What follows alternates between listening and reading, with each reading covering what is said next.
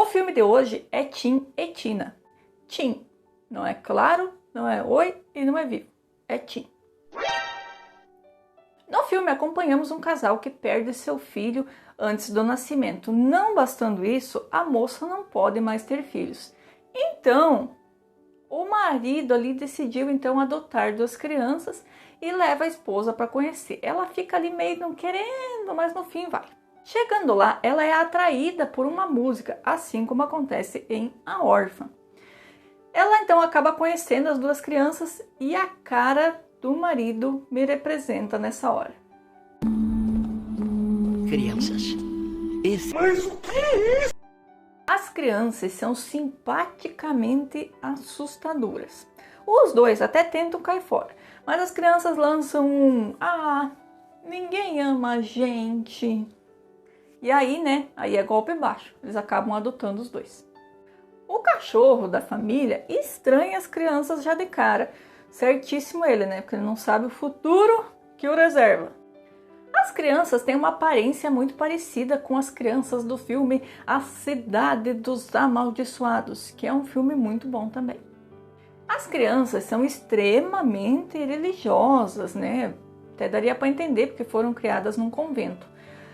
Mas elas acabam chegando ao ponto do fanatismo, assim, elas passam o dia inteiro falando de Bíblia e colocam crucifixos para tudo quanto é canto, estão o tempo inteiro citando passagens bíblicas e tem até um ritual específico para encontrar com Deus, que eu vou chamar de o ritual do saco.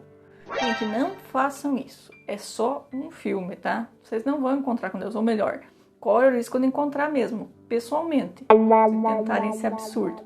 Mas enfim, as crianças fazem esse ritual ali, assustam um pouco a mulher e com razão, que acaba percebendo que talvez não tenha sido uma boa ideia adotar esses 2 pestinhos. O mais interessante é que as crianças medo de morrer não têm, mas têm medo de balanço. Vai entender.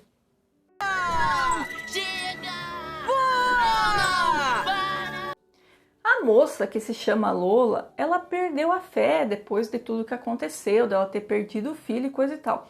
E as crianças resolvem ajudá-la a ter esse reencontro com Deus, como eu disse, pessoalmente, né? Ela tá lá se recuperando dessa tentativa de assassinato e não bastasse isso, ainda é mordida pelo cachorro. Que fase, né? Ô, dozinha da moça. Passado o trauma, a moça então vai dar uma namorada ali com o homem e as crianças resolvem purificar o cachorro. Elas colocam sonífero na ração do cachorro, o cachorro dorme, elas então abrem o cachorro, tiram algumas coisas de dentro, colocam de volta e ficam esperando então o cachorro ressuscitar, o que não acontece, né? Na manhã seguinte, eles acordam, então encontram as crianças cheias de sangue, daquele jeito, né? E as crianças têm uma reação um pouco inocente. Aparentemente, elas realmente acreditavam que isso daria certo, que o cachorro ia reviver. Mas não foi o que aconteceu, né?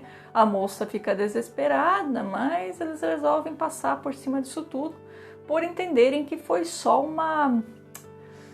vamos dizer, uma fé muito grande das crianças por acreditarem demais no que leem na Bíblia. Elas realmente acharam que o cachorro ia voltar à vida.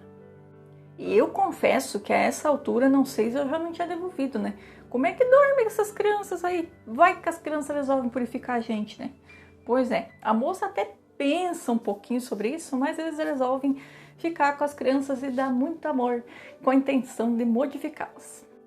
Eu não mencionei, mas quando o garotinho faz ali o ritual do saco, ele diz que pediu a Deus para Deus realizar os desejos da moça, que não pode ter filhos, mas é uma cena, até o diretor brinca bastante com isso, tem uma cena ali em que ela consome um negócio e depois ela passa mal, então a gente pensa, meu Deus, as crianças envenenaram ela, mas na verdade ela descobre que está grávida, o que a enfermeira diz que realmente é um milagre. A moça continua com a sua fé abalada, não acreditando em Deus. As crianças sofrem um pouco de bullying no colégio, um pouco não, né? Sofrem bullying no colégio. Por esse garotinho aí, que misteriosamente cai nas pedras e se acidenta e vai ficar em coma depois disso.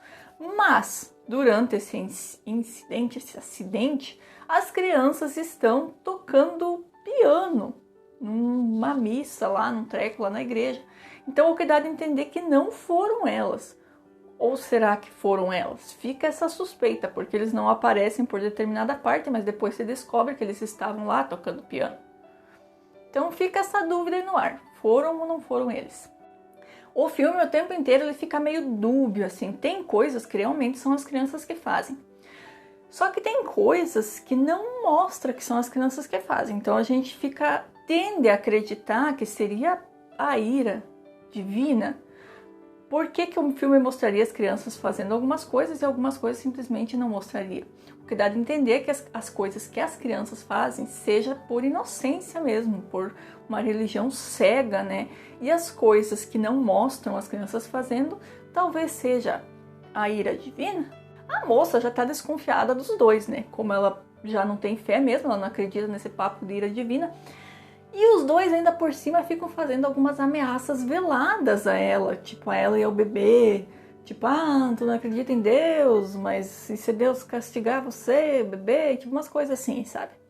Ela então se irrita, pega todos os crucifixos e a Bíblia, tranca num baú e diz que a religião está proibida naquela casa, senão ela vai devolver os dois.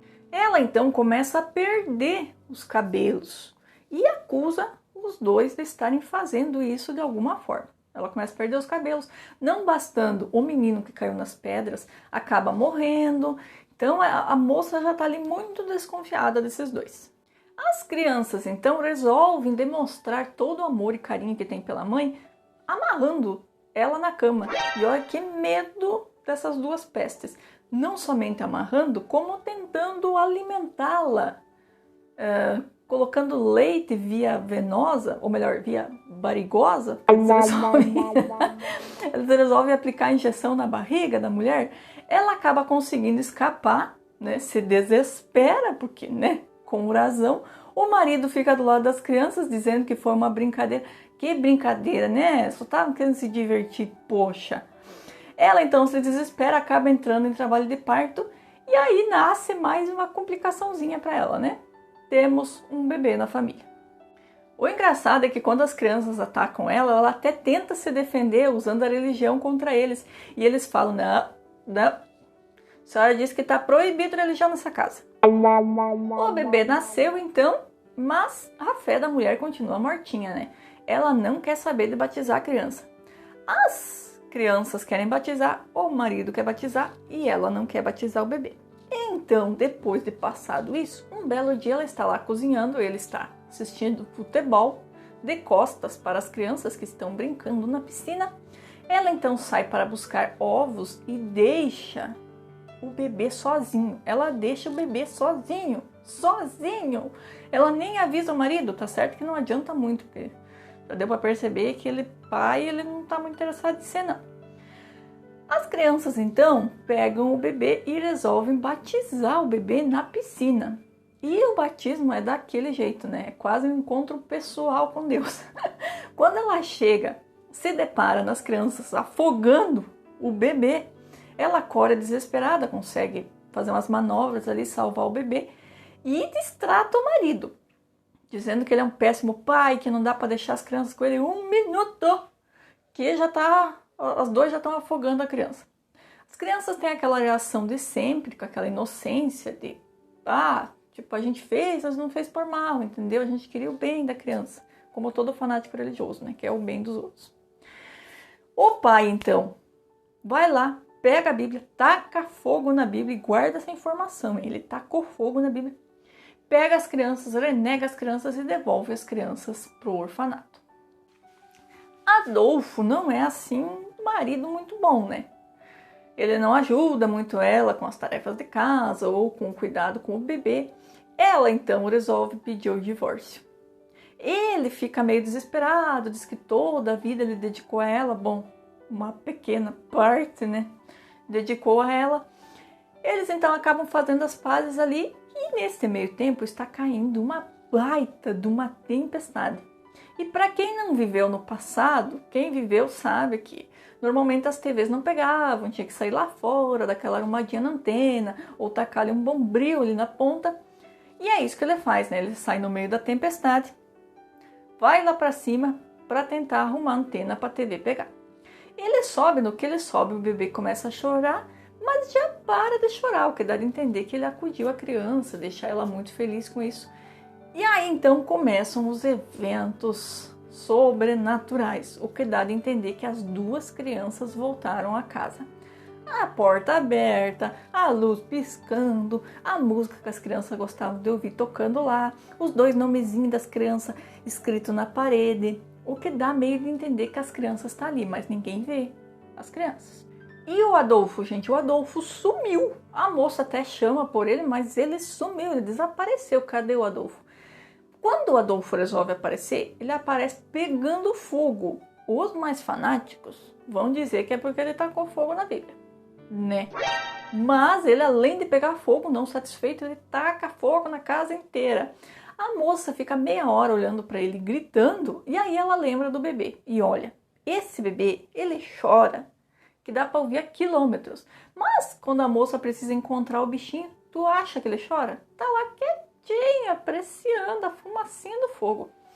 Ela procura e não consegue encontrar o bebê, então ela se desespera. Acaba olhando para o alto, vendo lá uma parede extremamente suja, né? Que é onde havia uns crucifixos, ficou a marca do crucifixo lá. Ela então resolve fazer o ritual do saco, para ter aquele encontro com Deus e resolver depois pedir para encontrar a criança. Aparentemente funciona, ela faz lá o ritual, acaba encontrando a criança embaixo da janela onde o homem subiu para consertar a antena. Ela pega a criança, sai desesperada, consegue sair da casa sã e salva com seu filho. O homem morreu. Ela já queria o divórcio mesmo, então morreu, né? Fazer o quê? Já no hospital, ela recebe a visita da freira, que diz para ela que o que aconteceu com o marido foi que o marido caiu um raio nele, né? Saiu no meio da tempestade, foi grudar a mão na antena, caiu um raio nele, ele acabou pegando fogo e foi isso que causou a morte. As crianças, de acordo com a freira, não estavam na casa. As crianças estavam lá no convento dormindo bonitinhas. Então a moça diz que ela descobriu então que as crianças eram inocentes, que não foi nada disso feito pelas crianças. Como eu falei, o filme fica dúbio o tempo inteiro. Tem coisas que realmente são as crianças, mas o que dá a entender que é o fanatismo cego e até mesmo a fé, né, de acreditar no que elas estão lendo que faz elas terem essas atitudes. E tem coisas como a moça perder o cabelo, como outras coisas, ou até mesmo o milagre dela ter ficado grávida, que foi Deus. A ira de Deus, o milagre de Deus em algumas ocasiões. Então o filme fica meio dúbio, você não consegue decifrar muito bem, mas o que dá a entender é que é isso mesmo. Tipo, as crianças fizeram algumas maldades, mas pela inocência, e a ira de Deus então que fez as outras, ou o milagre de Deus com a gravidez dela. Claro que dá para tirar outras teorias daí, como por exemplo, as crianças estarem vendo algum tipo de entidade que as protegeria ou elas teriam algum tipo de poder que causaria essas coisas que não são muito bem explicadas, como o castigo para o menino, o cabelo da moça cair, enfim, todas essas coisas. O que dizer, não é mesmo? No final, então, está lá a moça no velório com suas 2 crianças e seus amados filhos que colocam nela um rosário e terminamos com um sonoro amém. Dizendo assim então que a moça recuperou a sua fé nas forças divinas e acredita na inocência das crianças. Eu amei esse filme, eu acho muito interessante a história como ela foi contada. O filme mantém a gente entretido o tempo inteiro por essa dúvida, né? Tipo, tem coisas que são as crianças, mas tem coisas que parecem outra força. Seria a ira de Deus, seria uma entidade, porque no começo, quando a primeira criança ali faz o ritual, ela diz, olha, ele está ali, ele está ali. Você estaria mesmo vendo Deus, essa criança, ou seria alguma outra entidade maligna, né? Porque também entra toda essa discussão de Tá, mas Deus, ele é bom, ele é só bom? Ou Deus também castiga, Deus também faz essas maldades, Deus também provoca o mal? Então entra toda essa discussão, né, na trama, que é uma coisa muito interessante de você se pensar, né? O mal normalmente é atribuído ao mal, Deus é tido como somente bom. Mas e aí, né? Tem algumas passagens bíblicas que realmente mostram que Deus castigou algumas pessoas, né, no decorrer da história. Fica para você interpretar e ver aí. Eu vou ficando por aqui. Deixa o like nesse vídeo, se inscreva no canal e até a próxima.